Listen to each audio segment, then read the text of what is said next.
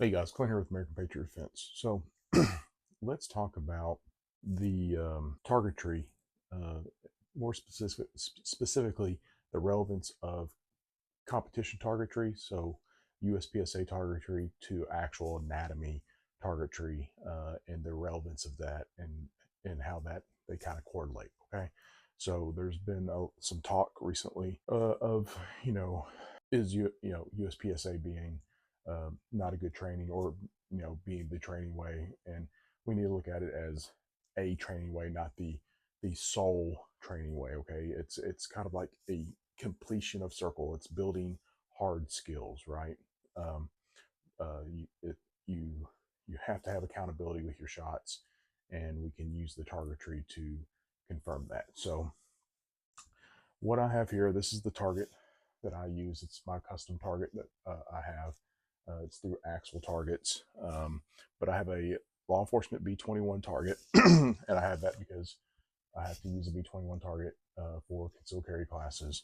But I also have a USPSA target outline here. That way, when I teach performance classes, I can show how performance correlates with actual anatomy impacts. All right, so when we look at the A zone, which is, and I've used this, obviously I've used this target for demonstration purposes before. So when we look at the A zone, which is like right here, this area here, all right, when we look at that A zone, that is going to be one in USPSA, our highest point counted area. But in on an anatomy target, it's going to be where all the important stuff is. So when we look at anatomy, we got to think about either I call them dimmers or switches.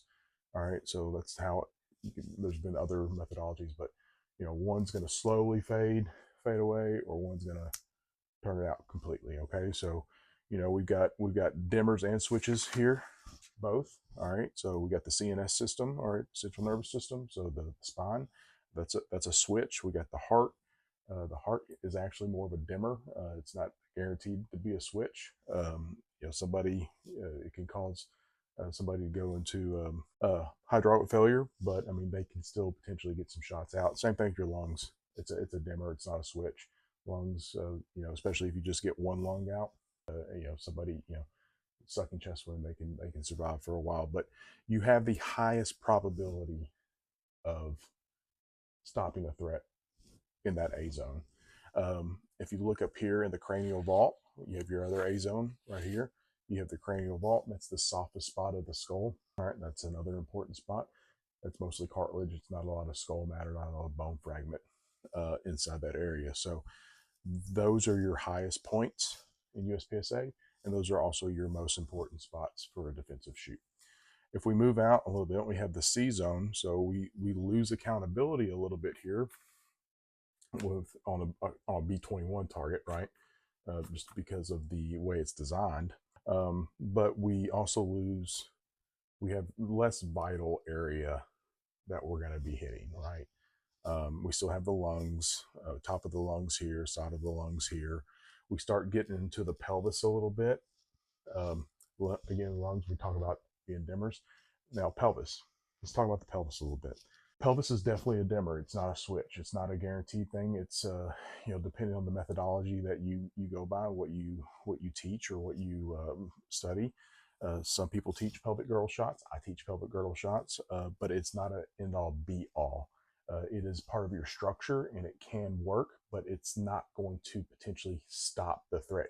Just because you put somebody down with a pelvic girdle shot doesn't necessarily mean that they are no longer going to be a threat. You may have to transition to another means, or do something different if they continue to be a threat, or you may be able to get away and call 911. I'm not going to make that. I'm not going to be there to make that decision. I can guarantee this. I won't be there to make that decision for you. You'll have to do what you feel is best for you, and at that time of that situation. So, but there are some, you start getting into that pelvic girdle and that C zone, and same thing in the D zone, you still have the pelvic area. But we do know there's a lot of bone structure there, and we have some major blood vessels in that area that move a lot of blood in our lower half of our extremities. So it can be a viable location as a dimmer, not a switch. But uh, moving out to the D zone, I don't really even talk about the D zone very much. It's our lowest in competition. It's our lowest point point factor everywhere.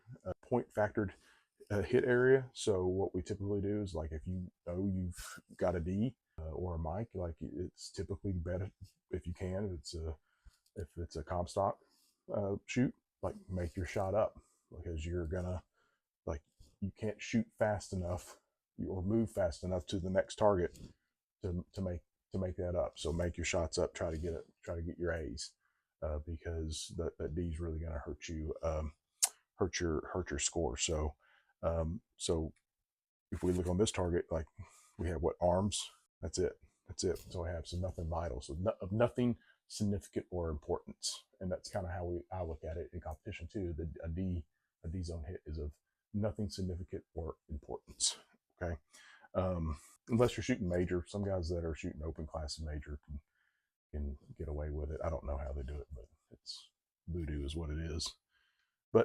But that's how a USPSA target can kind of correlate to defensive and accountability, right? So, when we're playing the game, we play the game, we play by those rules, and we use it as a training tool, not as an end all be all. We use it as performance on demand and training hard skills uh, under stress that we typically wouldn't be able to get on a flat range, because we can sit there and stand and shoot all day.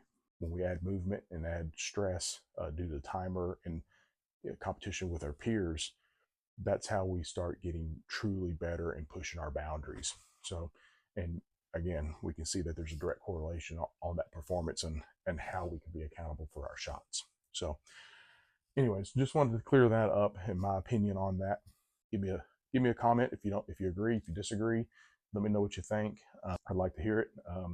Give me a follow if you like. Been getting a lot more traction lately. Most of you guys that are watching aren't following, so I'd really appreciate you guys follow. Just hit that follow button, and I'll also link some discount codes in below. That's going to be to my website. Get your discount on, save some money. All right, guys. All right. Well, till next time, we'll see you on the range.